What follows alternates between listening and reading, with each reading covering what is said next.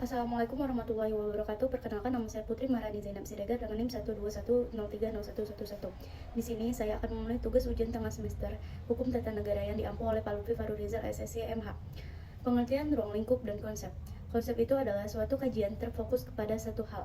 Konsep hukum tata negara ialah mengkaji tentang hukum tata negara. Hakikat ilmu.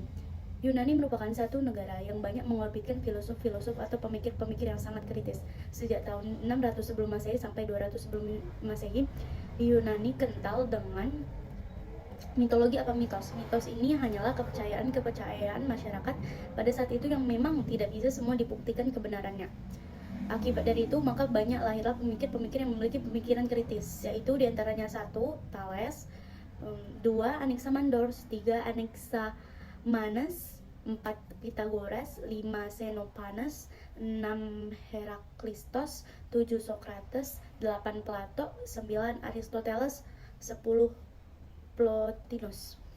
Ketika ada sebuah mitos yang tidak bisa menjawab sebuah pertanyaan, maka dia dikategorikan menjadi logos, atau kita kenal arti logos ini dengan ilmu yang maksudnya adalah perlu pengujian kebenaran akhir yang lebih lanjut, maka perlu dicari tahu jawaban terhadap sebuah pertanyaan yang tidak bisa dijawab oleh mitos ini. Pengetahuan adalah apa yang kita ketahui melalui panca indera, berbeda dengan ilmu. Sedangkan ilmu adalah pengetahuan yang sistematis. Jadi pengetahuan itu cukup apa yang kita tahu, apa yang kita lihat, apa yang kita dengar, itu pengetahuan. Sedangkan ilmu berbeda tingkatannya. Ilmu lebih tinggi tingkatannya.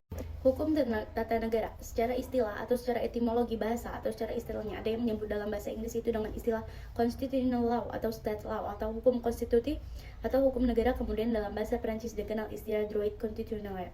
Konstitusi negara. Kemudian dalam bahasa Belanda ada Strafrecht. Secara pengertian, sekumpulan peraturan hukum yang mengatur organisasi negara, hubungan antara alat kelengkapan negara dalam garis horizontal dan vertikal. Secara kedudukan, warga negara dari hak aslinya. Menurut Ali van Vollenhoven mengatur semua masyarakat hukum atasan dan masyarakat hukum bawahan. Sohalen mengatur organisasi daripada negara.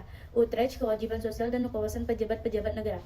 Kusuma Dipojowo Sojo bentuk negara, bentuk pemerintahan hierarki.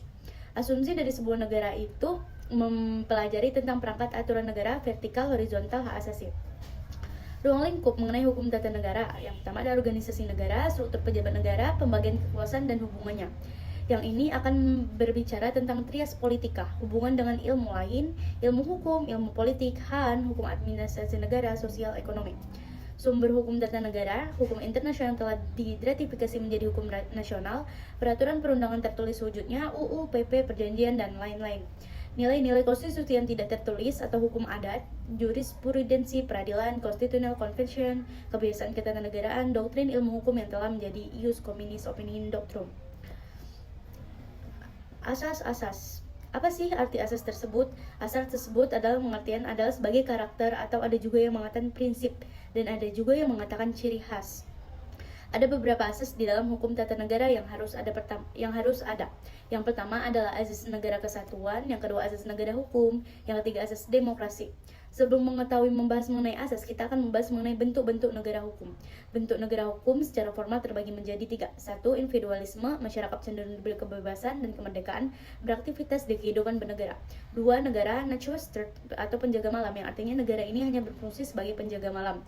Jadi ia ada atau hadir ketika suatu keadaan membutuhkan kehadiran negara tersebut. 3. Monopoli. Monopoli kebalikan dari individualisme. Di sini peran negara lebih dominan sampai dia mengatur ke hal-hal yang lebih detail, malah dianggap memonopoli kehidupan berbangsa dan bernegara. Secara material, bentuk negara terbagi menjadi 3. 1. Kolektif, sebuah sikap negara hukum yang bersifat kolektif, bersifat konsensus antar negara dengan pemimpin negara yang mewujudkan keadaan yang disita oleh Amerika. 2. Dominasi negara, tidak memberikan ruang atau partisipasi politik kepada masyarakat negaranya. Dia lebih cenderung mendominasi atau memonopoli sebuah keadaan dan dipaksa masyarakat negara itu untuk mencapai tujuan yang telah ditetapkan.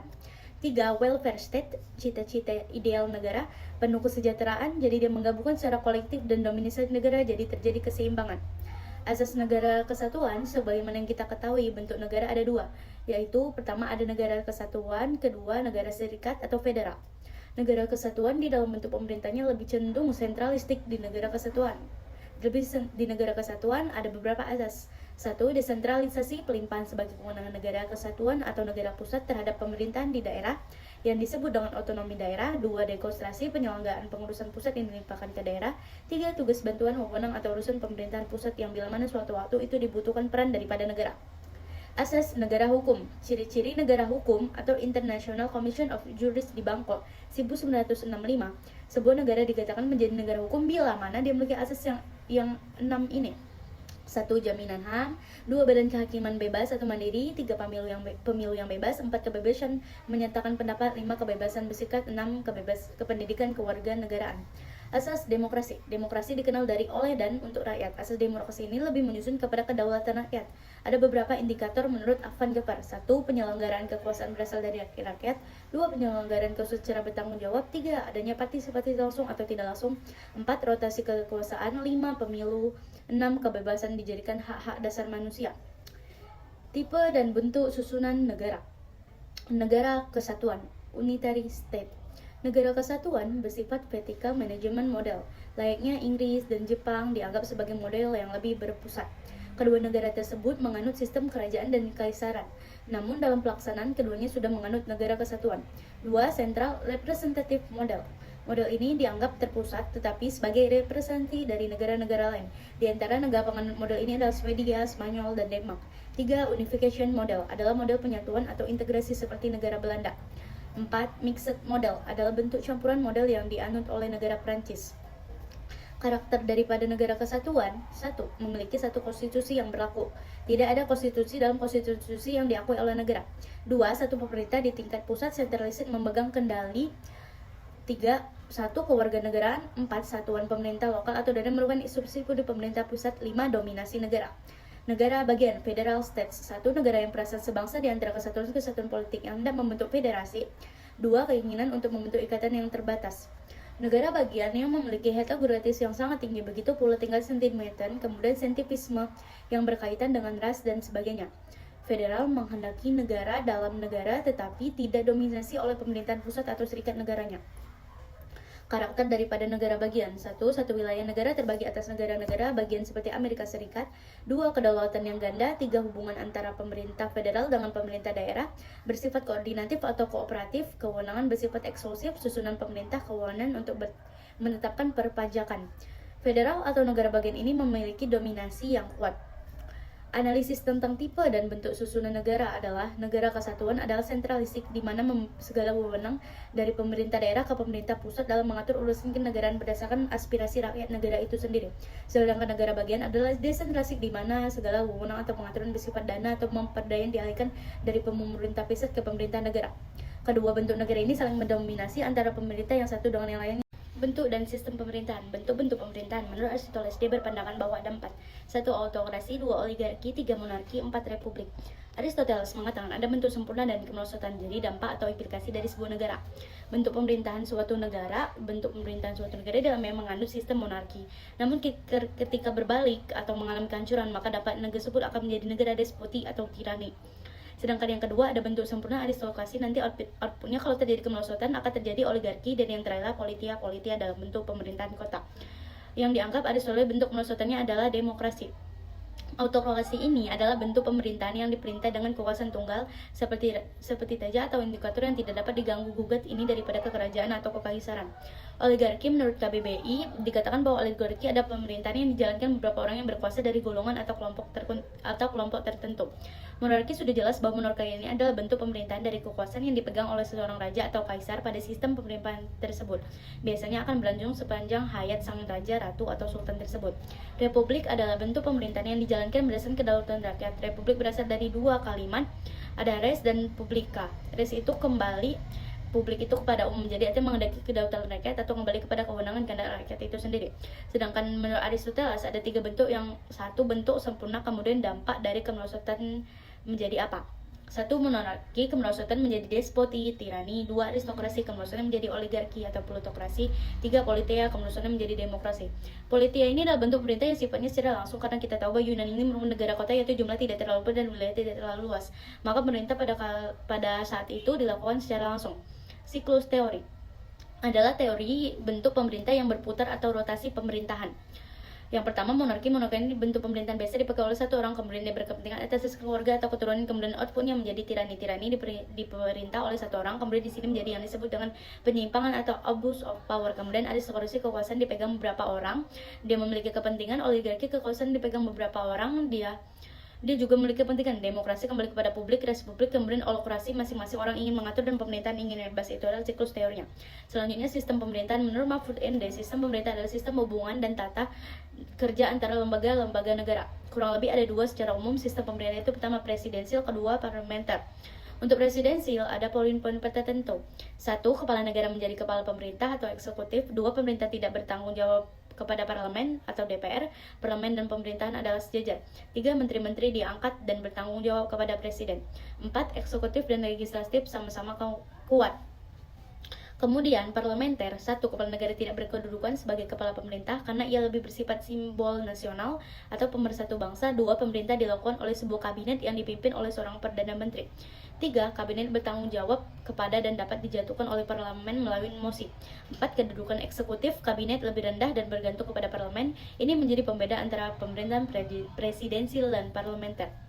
Negara autokrasi dan demokrasi modern. Autokrasi modern adalah suatu bentuk pemerintahan yang dia memiliki karakter-karakter yang agak berbeda dengan demokrasi modern. Autokrasi lebih kepada kekuasaan tunggal, karakter dari autokrasi modern. Sistem satu partai atau partai tunggal menghimpun kekuasaan sebesar mungkin pada tangan negara, organisme yang dianggap sebagai sesuatu kesatuan yang mempunyai dasar-dasar hidup serta kehidupan dan punya kepentingan sendiri serta kepribadian sendiri. Penentuan wakil rakyat masih dominan penguasa. Eksekutif dominan negara. Autokrasi modern ini menjurus ke diktator, tergantung nanti persepsi masyarakat seperti apa. Kalau orientasinya karena kepentingan pribadi, maka bisa dikatakan konteks negara tersebut otoriter. Namun orientasinya ke masyarakat umum, maka tidak demikian. Salah satunya negara yang menganut ini adalah fasisme Italia, Nazisme Jerman, komunisme Uni Soviet. Demokrasi modern, kebalikan daripada autokrasi modern. Demokrasi modern ada sistem multipartai, penyelenggaraan kekuasaan rakyat, kumpulan atau kesatuan daripada individu, dalam arti bahwa individu mempunyai peran. Rakyat memiliki kendali penentuan wakil penuh. Undang-undang dominan ini kebalikan dari autokrasi. Kalau autokrasi mengendai sistem tunggal partai, penyederhanaan partai. Kalau demokrasi enggak, dia memberikan keluasan untuk bisa berpartisipasi dalam penyelenggaraan berbangsa dan bernegara. Dalam hal ini adalah memberikan ruang kepada masyarakat negara tampil menjadi pion dalam bernegara. Autokrasi tidak demikian. Demokrasi modern, kedaulatan rakyat yang paling dominan. Kedaulatan rakyat diimplementasikan atau diwujudkan dalam bentuk peraturan perundang-undangan. Teori pembagian kekuasaan dan lembaga negara. Pembatasan kekuasaan ada langkah yang dilakukan menurut Maurice Duverger. Pembatasan kekuasaan bisa perlu dilakukan untuk menghalau hal yang tidak diinginkan. Setelah dibatasi, maka dilakukan pembagian kekuasaan tersebut. Menurut Maurice Duverger, ada beberapa syarat yang bisa dilakukan untuk pelaksanaan pembatasan kekuasaan. 1. Langsung. Pemilihan para penguasa dipilih penguasa yang akan datang dibentuk batasannya seperti apa. Pembagian kekuasaan didistribusikan kekuasaan untuk lembaga-lembaga yang lain. Kontrol yudiksional, maka harus dilakukan pengasuhan yang lebih ketat. 2. Penambah atau memperkuat kekuasaan pihak yang dipemerintah. Salah satunya adalah ketika suatu keadaan tidak dapat dikendalikan dan masyarakat itu muak, maka nanti pemberontakan dengan salah satu jalannya revolusi. 3. Pengendalian kelaliman pihak penguasa dari masyarakat. Pengendalian bisa dilakukan masyarakat baik secara internal, eksternal. Trias politika, Perancis pada abad ke-16, fungsi diplomasi, fungsi defensi, fungsi finansi, fungsi justisi, dan fungsi polisi. John Locke 1632-1704, fungsi legislatif, eksekutif, dan fungsi federatif. Montesquieu 1748, Let's break these laws, dismember legislatif, eksekutif, yudikatif. Tiga hal ini masih dipakai oleh negara-negara. Setiap kekuasaan memiliki karakter masing-masing. Eksekutif, kekuasaan membuat undang-undang dalam persisan baru seiring disebut role making function. Presiden, satuan kerja pemerintah. Legislatif, kekuasaan melaksanakan undang-undang rule application function, membahas mengenai rancangan peraturan perundang-undangan. DPR, yudikatif, kekuasaan mengadili pelanggaran undang-undang rule adjudication function, kehakiman. Mungkin ini saja yang dapat saya sampaikan, lebih kurangnya saya meminta maaf. Wassalamualaikum warahmatullahi wabarakatuh.